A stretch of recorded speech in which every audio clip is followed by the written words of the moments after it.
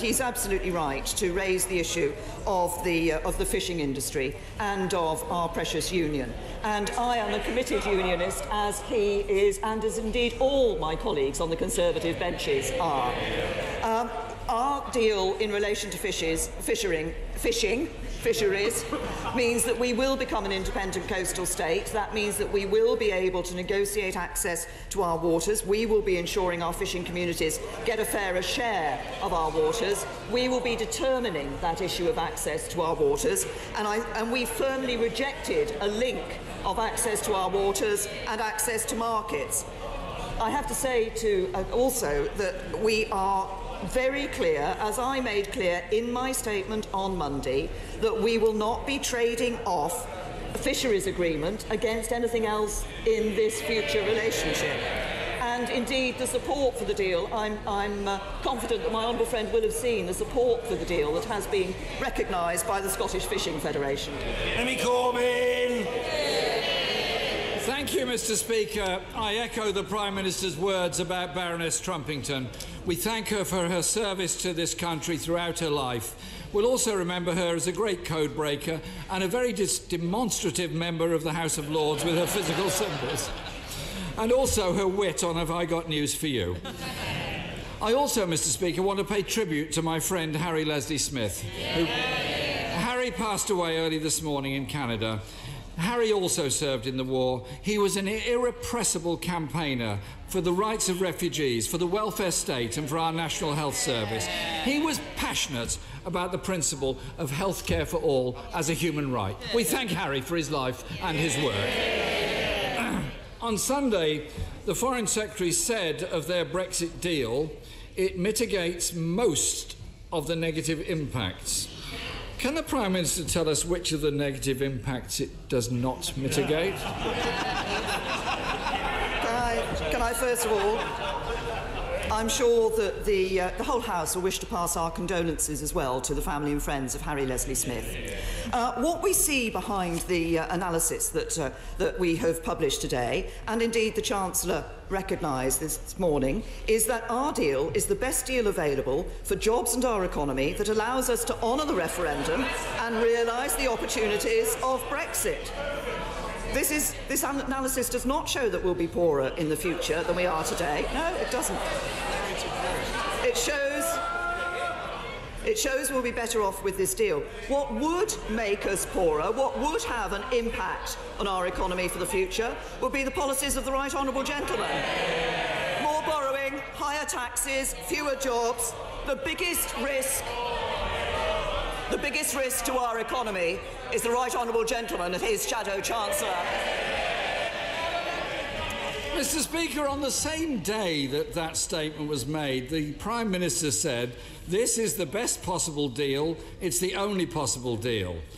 Well, I mean to say, it's not hard to be the best deal if it's the only deal.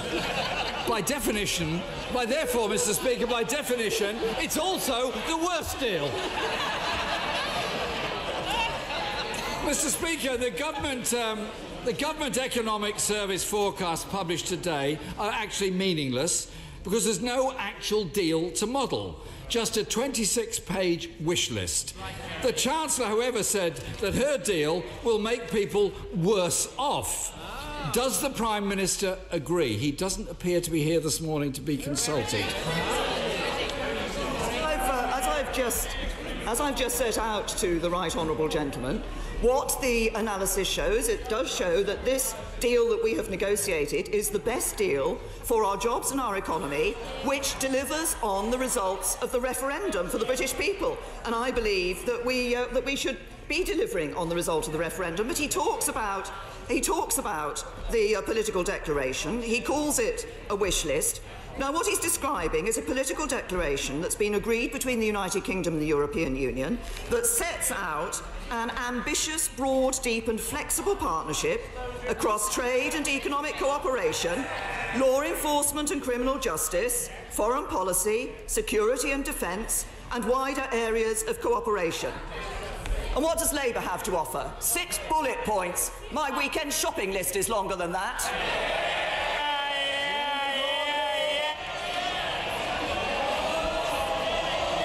Mr. Speaker, after 8 years of making our economy weaker through austerity, their botched Brexit threatens more of the same. Professor Alston said in his damning UN report into UK poverty, and I quote, "In my meetings with the government, it was clear to me that the impact of Brexit on people in poverty is an afterthought." In her Chequers plan, the Prime Minister promised frictionless trade with Europe after Brexit. Her future partnership guarantees no such thing. Does the Prime Minister understand why MPs are queuing up not to back her plan? I can tell the right honourable gentleman who is backing my plan. Farmers in Wales, fishermen in Scotland, employers in Northern Ireland. And when MPs come to look at this vote, they will need to look at the importance of us delivering on Brexit and ensuring that we deliver Brexit and doing it in a way that protects jobs. And on that subject, he referenced what had happened to the economy over the last 8 years. We've seen the number of young people not in education, employment or training at record lows. We see borrowing this year at its lowest level for 13 years. We see more people in work than ever before, the fastest regular wage growth for nearly a decade, and today we've seen the number of children living in workless households at a record low and the proportion of workless households at a record low. That's good, balanced management of the economy by the Conservatives. Mr. Speaker, if it's good balanced management of the economy, then why did Professor Alston say there are 14 million people in our country living in poverty? And when she claims support for her deal, last week more than 200 chief executives and entrepreneurs described her Brexit deal as the worst of all worlds. Order. Mr. Morris, calm yourself. Take some sort of soothing medicament if that is what is required. But above all, calm yourself. Jeremy Corbyn. And, Mr. Speaker, a private email the CBI sent round says of the deal, no need to give credit to negotiators, I think, because it's not a good deal. All the Prime Minister can commit to is we'll be working for frictionless trade. She's gone from guaranteeing frictionless trade to offering friction and less trade. After these botched negotiations, Mr. Speaker, the country has no faith in the next stage of even more complex negotiations being concluded in just 2 years. So what does the Prime Minister think is preferable? Extending the transition with further vast payments to the European Union or falling into the backstop with no exit? Well, as the right honourable gentleman knows, there is an exit from the backstop. There is an alternative to the backstop, but we don't want the backstop to be invoked in the first place. And neither does the government of the Republic of Ireland, and neither does the European Union. But let me just see, he's referring again to this issue of the political declaration and the nature of the political declaration. He will know that the European Union cannot agree and sign legal text on a trade arrangement with a country that is a member of the European Union, so they cannot do that until we have left the European Union. And let me just say this to him. The December joint report was 16 pages long, and it took less than a year to turn it into 599 pages of legal text. The political declaration is 26 pages long. It is perfectly possible to turn that into the legal text within the nearly 2 years that is available. At every stage, people have said we couldn't do what we've done. They said we couldn't get agreement last December, we did. They said we wouldn't get an implementation period, we did. They said we wouldn't agree a withdrawal agreement or political declaration, we did. It takes hard work and a firm commitment to work in the national interest, and that's what this government has. Mr. Speaker, that would explain why the Business Secretary doesn't have much faith in this either. He's already discussing a transition period being extended to 2022, apparently. Parliament voted, Mr. Speaker, Parliament voted for the government to publish its legal advice in full. The government today says it will ignore the sovereign will of Parliament. In 2007, the Prime Minister wrote to the then Prime Minister saying the legal advice for the Iraq War should have been published in full to Cabinet and MPs. So why doesn't the Prime Minister practice what she preached? Say to the right honourable gentleman, of course there's a legitimate desire in Parliament to understand the legal implications of the deal. We have said and we have been clear that we will make available to members a full reasoned position statement laying out the government's legal position on the withdrawal agreement, and the Attorney-General is willing to assist Parliament by making an oral statement and answering questions from members. But as regards publication of the full legal advice, the advice any client receives from their lawyer is privileged. That's the same for government as it is for any member of the public. Well, the Chancellor said what we're not going to do is publish the raw legal advice from the Attorney-General. Mr Speaker, the Prime Minister herself wanted legal advice in the past. MPs need to see that advice, warts and all, so they can make their informed decision in this matter. The Prime Minister insists that her government will be able to negotiate every aspect of the UK's future trade relationship with Europe within the space of 2 years. We've had 2.5 years since the referendum. So far, 20 of our own ministers have resigned. This is the most shambolic government in living memory. And she is now asking Parliament to vote on the basis of a 26-page wish list without even seeing the full legal advice. It's now clear that Parliament will not back this plan. So isn't it time for her to accept that reality and make way for an alternative plan that can work for the whole country? Let me say to the right honourable gentleman, I will take no lectures from the right honourable gentleman, who has seen 100 resignations from his front bench. But I will also say this. Today we saw what really lies behind Labour's approach. Last night, the Shadow Chancellor told an audience in London that he wanted to seize upon a second referendum and vote Remain. So now we have it.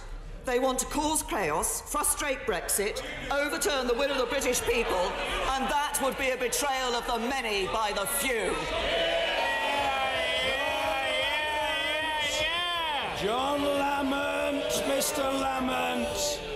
Mr Speaker, Small Business Saturday takes place this week. This is a great campaign which encourages us all to support local shops and businesses across our land. In Scotland, there are over 340,000 small and medium-sized businesses supporting 1.2 million jobs. So will the Prime Minister join me in congratulating the Federation of Small Business and all the small businesses who take part in this event, but particularly Lindsay Grieve, the butcher in Hoyk, Stems, the florist in Jedburgh, and Archie Humes, the gentlemen's outfitters in Kelsey. Can I thank my honourable friend for raising what I think we should all accept across this House as an excellent campaign, and I look forward, when I'm in his neck of the woods, perhaps to being able to visit some of the excellent shops that he's just quoted. It is important that we help small businesses, and that's why we're taking over 655,000 small businesses out of paying any business rates at all. And we want to change the system so that rates follow the lower level of inflation. That means a saving every year and worth over £5 billion to businesses over the next 5 years. And we're providing £900 million to cut eligible small retailers' bills by 1/3 for 2 years. So I congratulate Lindsay, Grieve, Stems the florist and Archie Hume. I look forward possibly to visiting them, and I'm sure that many members of this House will be recognising the importance of small businesses on Small Business Saturday and championing the excellent contribution they make to our economy. Ian Blackford. Thank you, Mr Speaker. Can I take the opportunity to wish everyone in the House a happy St Andrew's Day when it comes on Friday? Mr Speaker, today the Chancellor said that the Prime Minister's Brexit deal will leave the economy slightly smaller, and in pure economic terms there will be a loss. Now, we now know that this has been confirmed by the government's own analysis that real wages will fall. Does the Prime Minister agree her deal will leave people poorer than the status quo? The analysis shows no. What the analysis does not show that we will be poorer than the status quo today. What it shows, no, it doesn't. It doesn't.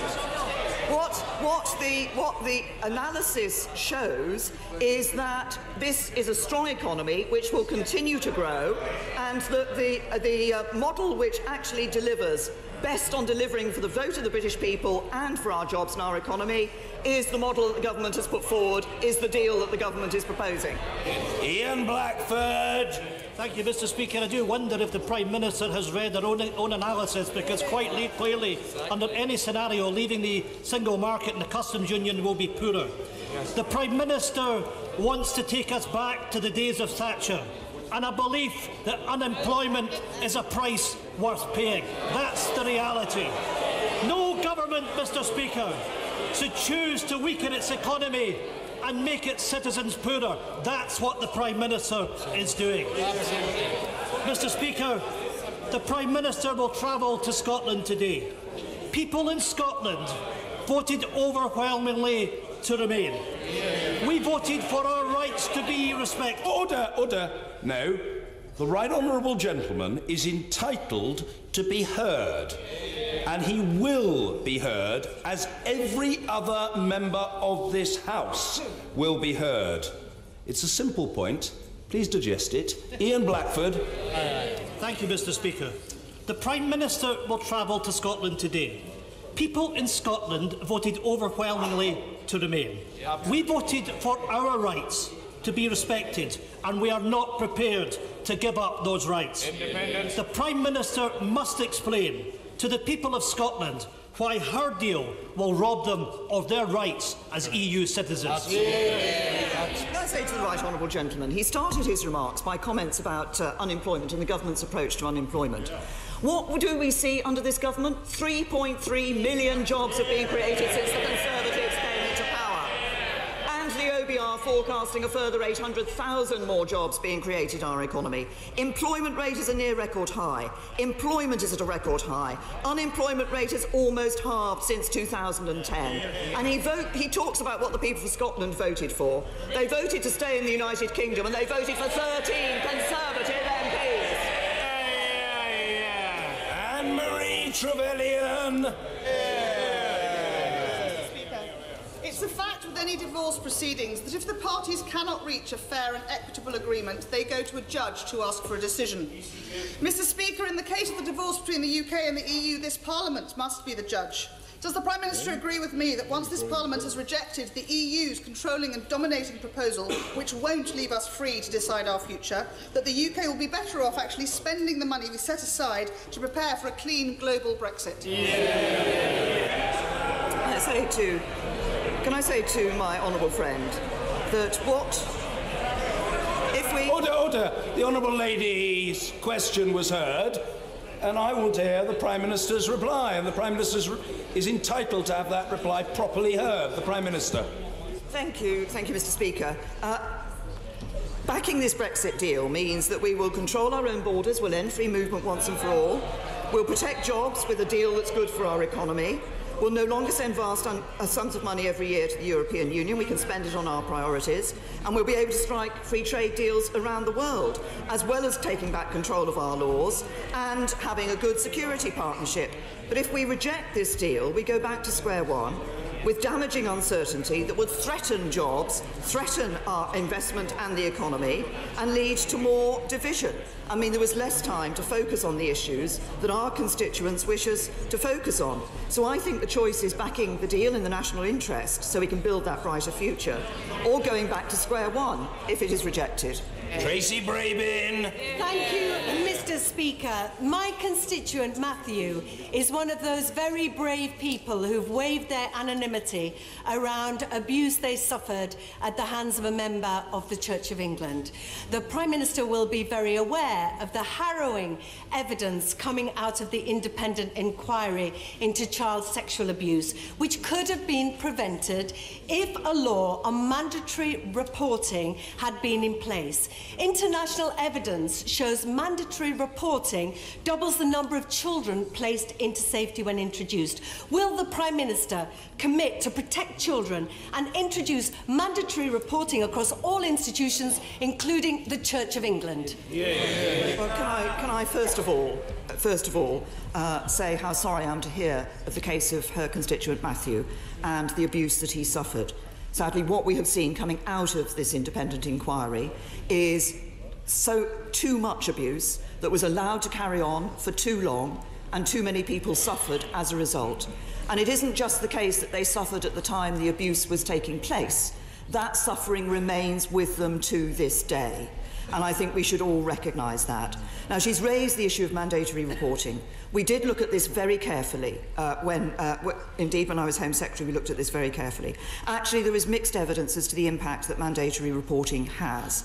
And there is some evidence that some evidence that it can actually lead to the genuine cases not being given the resources that they require. But I say to the Honourable Lady, I don't want her to be in any doubt of the seriousness with which I and this government take this issue.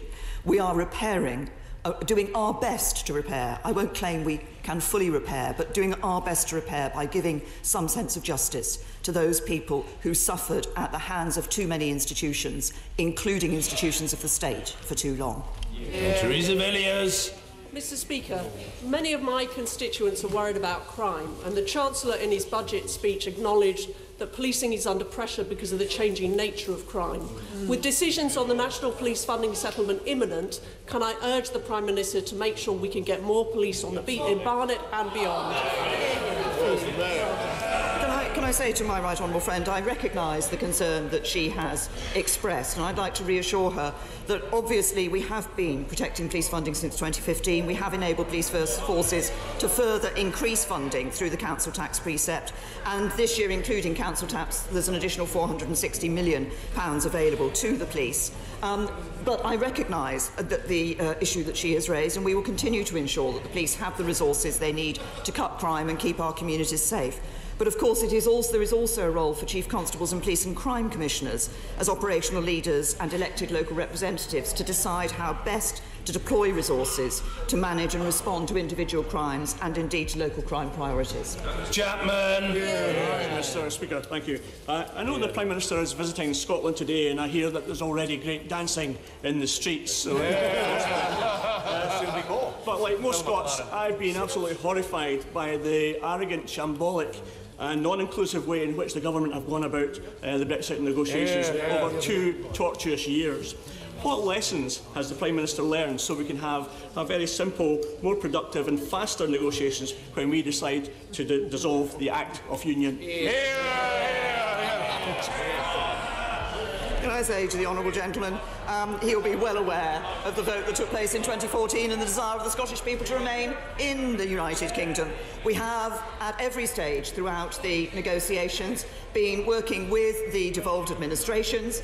Indeed, my right honourable friend, the Chancellor of the Duchy of Lancaster, has been having regular meetings with the devolved administrations. Officials have been meeting them, so we have ensured that the voice of the devolved administrations has been heard in our negotiations.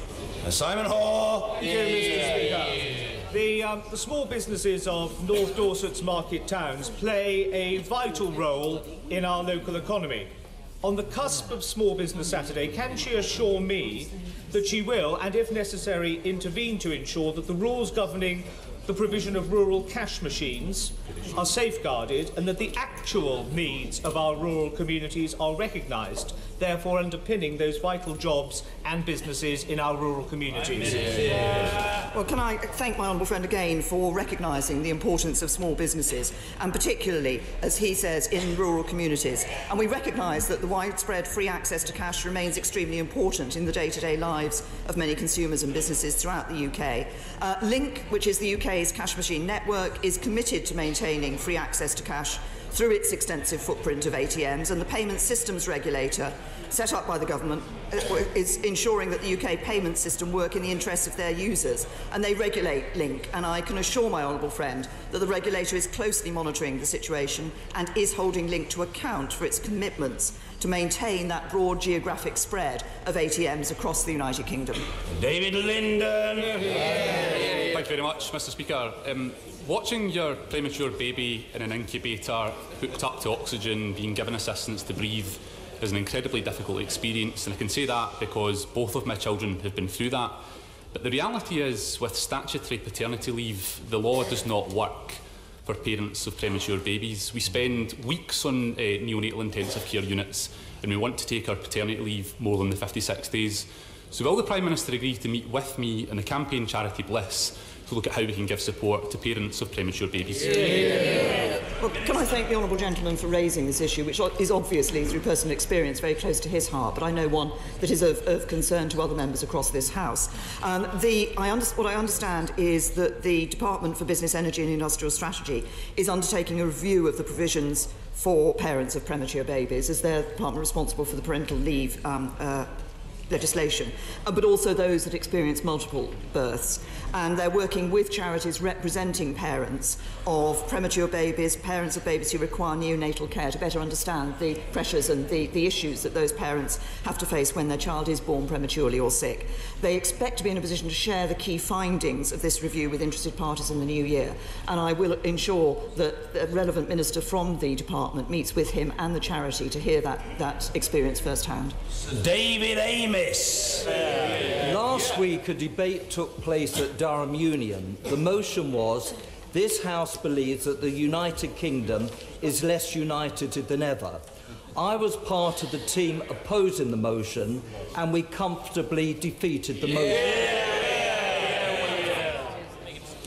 Would my right honourable friend agree with those young people that the agreement this House is being asked to vote on actually threatens our union, was worked out by largely unelected people, and has a distinct Remain flavour? My honourable friend might not be surprised if I say, actually, I don't quite share his analysis of the deal that we put forward. Look, this is a deal that does deliver on Brexit. I think this is important. It does deliver on Brexit, but it does so in a way that does protect our United Kingdom.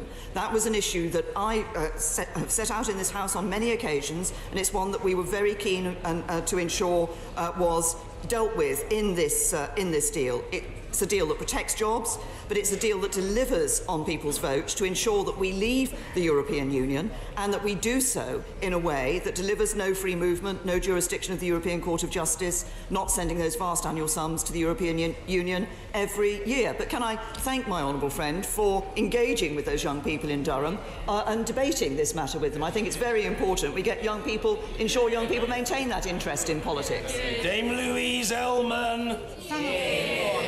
Thank you, Mr. Speaker. The Chancellor has broadcast to the nation that Brexit will make the UK poorer. The Prime Minister's last-minute concession in Europe puts Gibraltar's future on the line. And our long-term trade arrangements are simply unknown. Article 50 can be revoked. Isn't it time for a people's vote with an option to remain?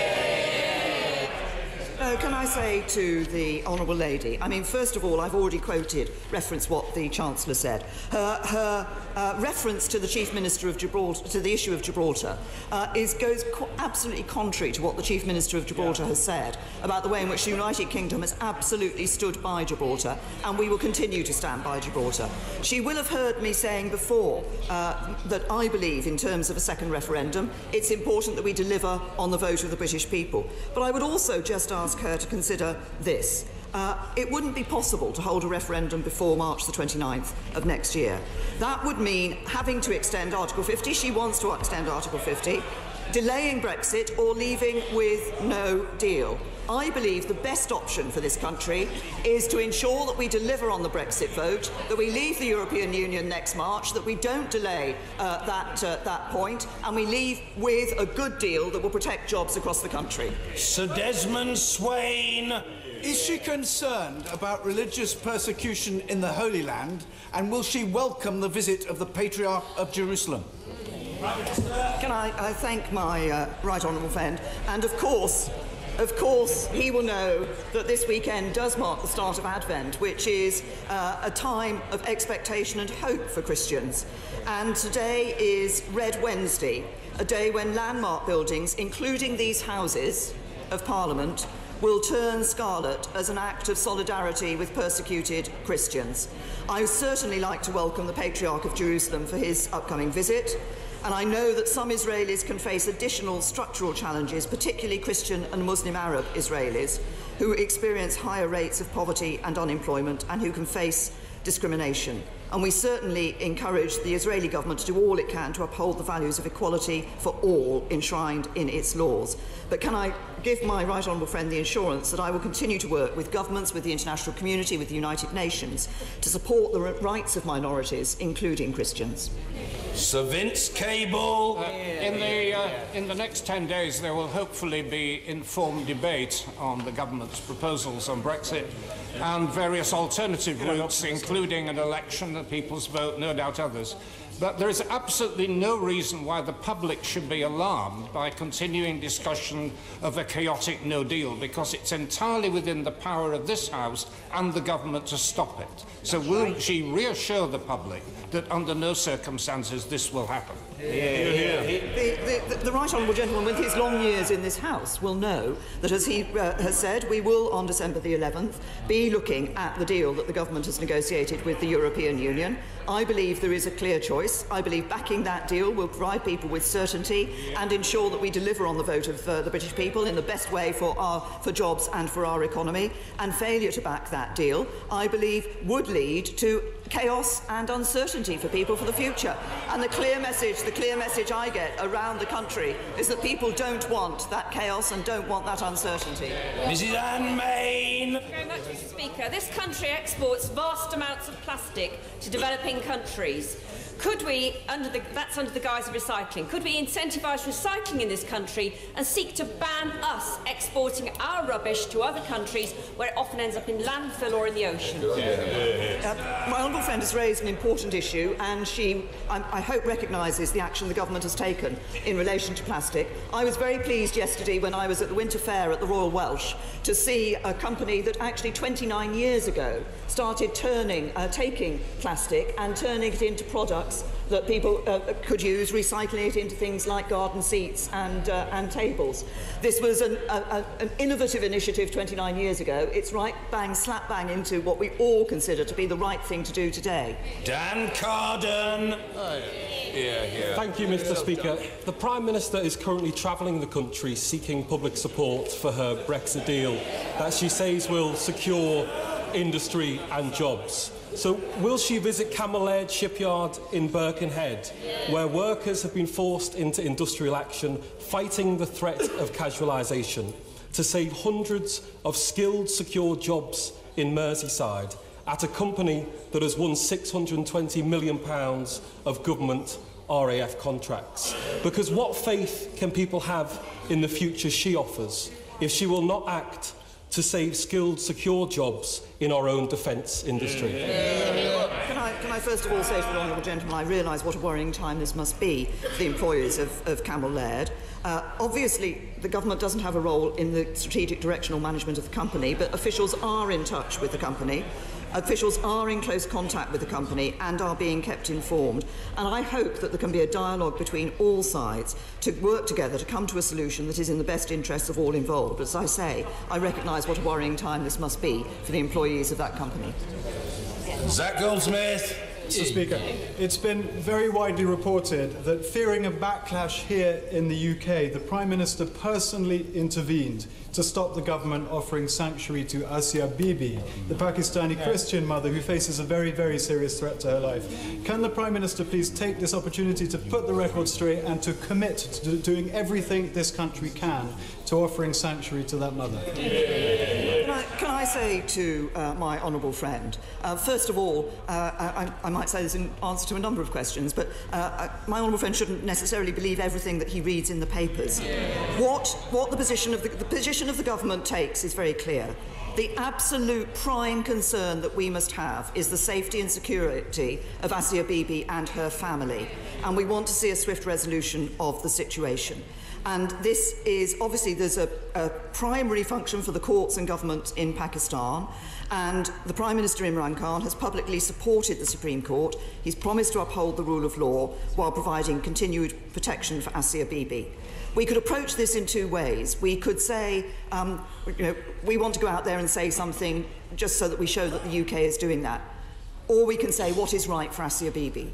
We are working with other countries to make sure, as I say, that our prime aim, which is the safety and security of Asia Bibi and her family, are what is provided for. So we're working with others in the international community and with the Pakistani government on that.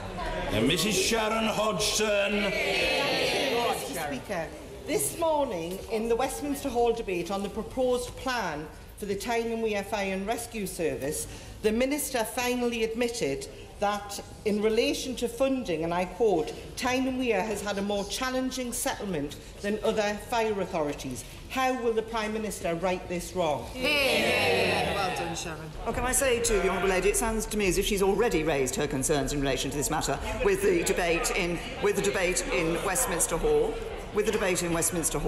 and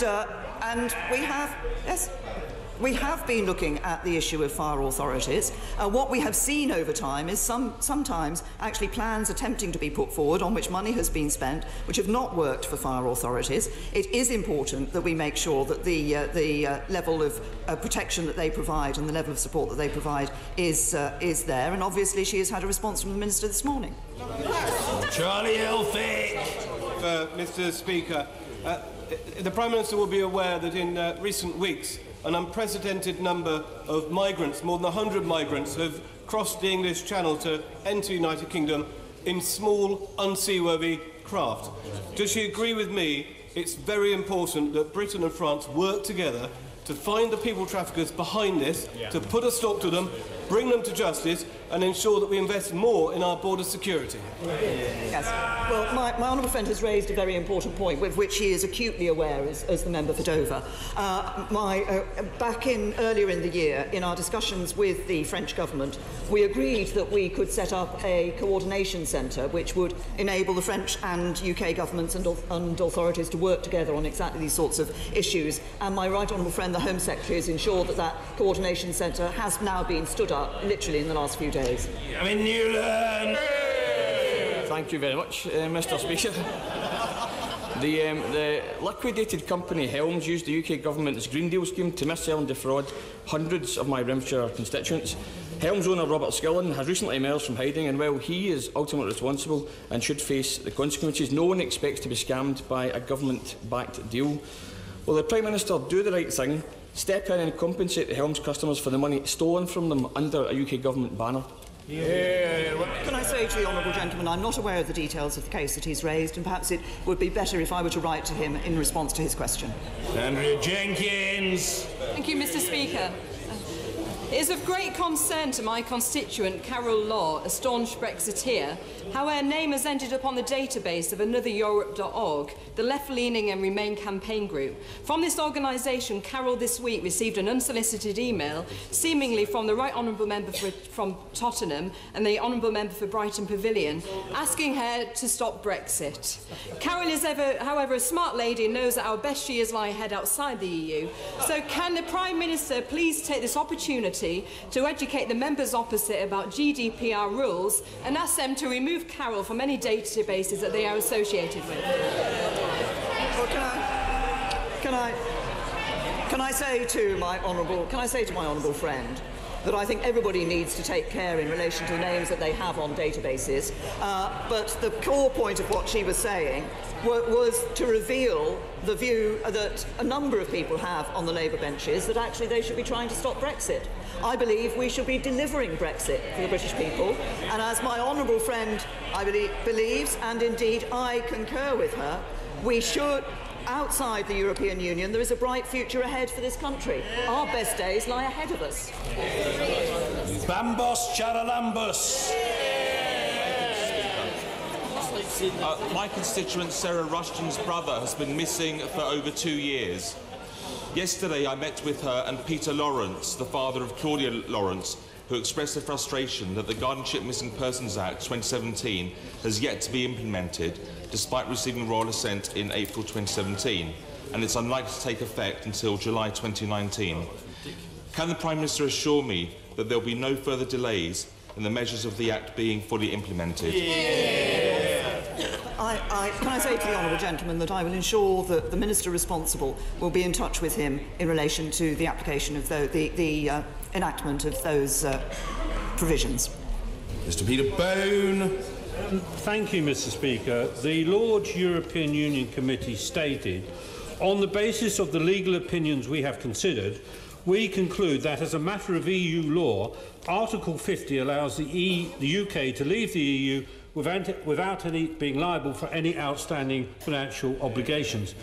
Mr. Speaker, the Prime Minister told me in Prime Minister's questions 2 weeks ago completely the opposite. Who's right? The Prime Minister or the European Committee? Can I say to my honourable friend, I have the Committee of the House of Lords that he has quoted, that was quoted by another of our honourable friends, I think it was on Monday's statement when I gave it, did indeed make that say that in their view there was no legal obligation. There is a different opinion on this, and it is that there are legal obligations for this country when we leave the European Union in terms of financial payments to the European Union, and I believe, as I've said before, that this is a country that upholds its legal obligations. Liz Kendall. I don't think I've heard any minister ever say their government's plans would make our country poorer, as her Chancellor did this morning. Is that what the Prime Minister came into politics for? So, can I be very clear? What the Chancellor made clear this morning is that the deal, the Brexit deal that delivers best for our jobs and our economy, that continues to see our economy growing. This is not a case of the deal making us poorer than we are today. Our economy will continue to grow, and that is what is clear from the analysis and what is clear from the Chancellor. Thank you. Order.